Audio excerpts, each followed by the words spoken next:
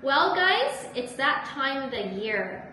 Many of you will probably be traveling to Canada soon to start your brand new program at the Canadian universities and colleges.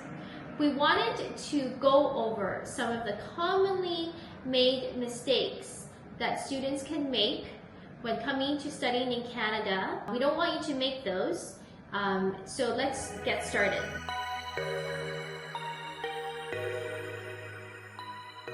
First of all, what if someone goes to this school and they say, oh, you know what, I may not want to go to this school, I may want to change to another school. So if you get to your school and you decide that you want to switch your school to a different designated learning institution, then you need to apply for a new study permit, and you need to wait for that study permit to get approved before you can start studying at the new school. So that could take a while. Applying for a new study permit could take several months, and that might mean that you'll lose a whole semester. Absolutely, yeah. So it needs to be done well in advance if that's what you want to do. What if they go to the school and they're like, oh, you know what, I might want to switch to another program? So if you're going to switch your program, you just need to be very mindful about the field of study requirement that IRCC has introduced. This is for getting your post-grad work permit at the end of your studies, and you need to make sure that your field of study is going to meet those requirements. Right, the IRCC is constantly changing the field of studies as well. So if you studied in one program and you switch to another program, you have to make sure that when you are switching to that other program, you're not looking at the original list, you're looking at the new list as well. Exactly.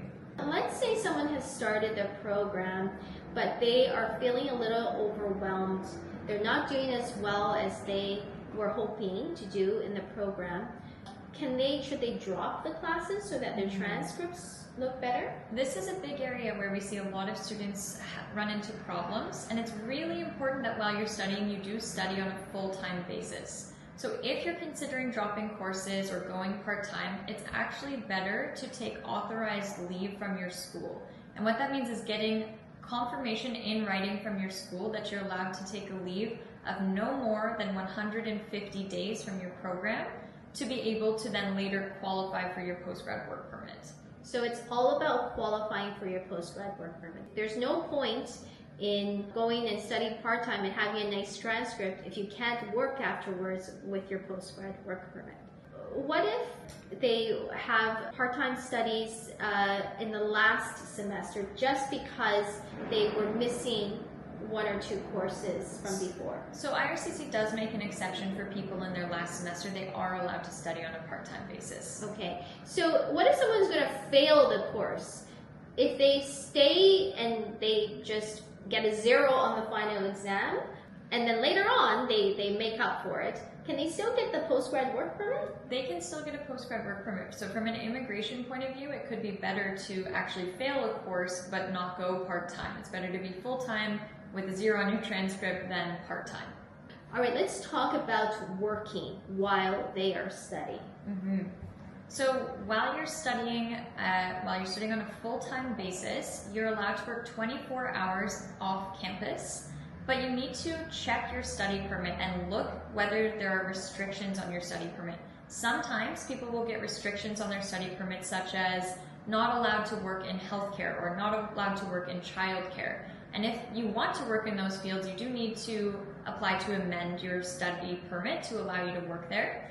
Sometimes there's even mistakes on study permits which say that you are not allowed to work at all. And again, you need to get that amended if you're going to be allowed to work while you study. Getting your study permit amended does take some time, so it's best if you do that early so that you have lots and lots of time to start working during your studies.